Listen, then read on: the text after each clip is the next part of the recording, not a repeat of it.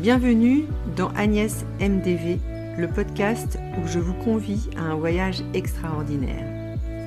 À 57 ans, j'ai pris les rênes de ma vie, définissant mes objectifs en accord avec mes valeurs et en y apportant une profonde signification. Dans cet espace, je partage les stratégies et les expériences qui ont contribué à ma réussite. Joignez-vous à moi dans cette aventure et, ensemble, réalisons nos rêves.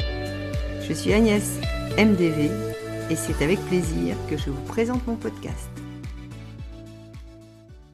Bonjour les amis et bienvenue dans ce nouvel épisode d'Agnès MDV, le podcast. Aujourd'hui, je vous propose un voyage inspirant à travers une citation profonde et universelle du poète Rumi. Je cite: « Il existe un endroit au-delà du bien et du mal, c'est là que je te rejoindrai. » Fin de citation. Cette phrase est puissante. Elle nous invite à dépasser les jugements, les catégories de ce qui est bien ou mal, pour accéder à un espace plus vaste où l'on peut réellement rencontrer l'autre et soi-même avec authenticité. Je vous propose de réfléchir ensemble à ce que signifie cet endroit et comment nous pouvons l'atteindre. Première partie. Que signifie cet endroit au-delà du bien et du mal ? Dans notre vie quotidienne, nous avons tendance à tout classer, ce qui est correct ou incorrect, ce qui est juste ou injuste. Ces jugements peuvent nous guider, mais ils peuvent aussi nous enfermer. Rumi nous parle d'un endroit où il n'y a plus besoin de juger, où nous lâchons ces catégories pour simplement être. Cet endroit, ce n'est pas un lieu physique, mais un état d'esprit, une ouverture totale à ce qui est. C'est là où l'on accepte pleinement les autres et soi-même sans condition. Posez-vous cette question. À quel moment avez-vous déjà ressenti cette suspension du jugement, ce lâcher-prise complet ? Deuxième partie. Pourquoi nos jugements nous limitent-ils ? Quand nous restons coincés dans le jugement du bien et du mal, nous nous coupons des autres, nous les enfermons dans des étiquettes. Il a tort, elle a raison, je suis insuffisant ou je suis meilleur. Ces jugements créent des murs et non des ponts.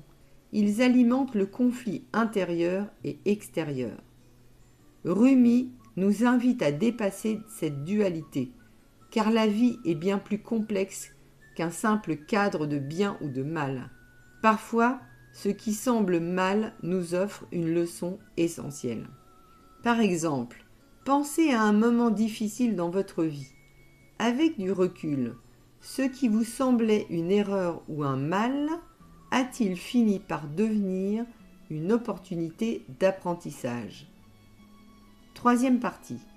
Comment accéder à cet endroit de rencontre ?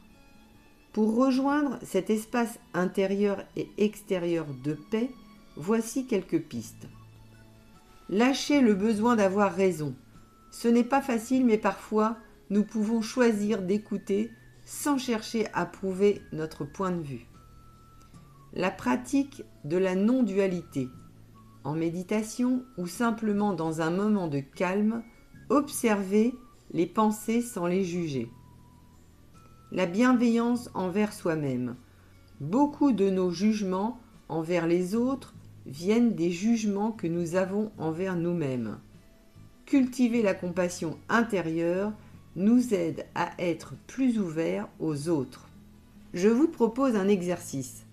La prochaine fois que vous vous surprenez à juger quelqu'un, posez-vous la question : et si ce jugement n'existait pas, que ressentirais-je à sa place ? Quatrième partie. La rencontre authentique avec les autres. Lorsque nous sommes capables de suspendre nos jugements, nous ouvrons la porte à une vraie connexion. Cet endroit au-delà du bien et du mal, c'est là où l'on rencontre l'autre tel qu'il est, sans filtre, sans attente. Nous n'essayons plus de changer l'autre. Nous accueillons ce qui est, même si c'est différent de ce que nous pensions être juste. C'est ici que la paix intérieure naît, car nous ne cherchons plus à contrôler les autres ni à contrôler la vie.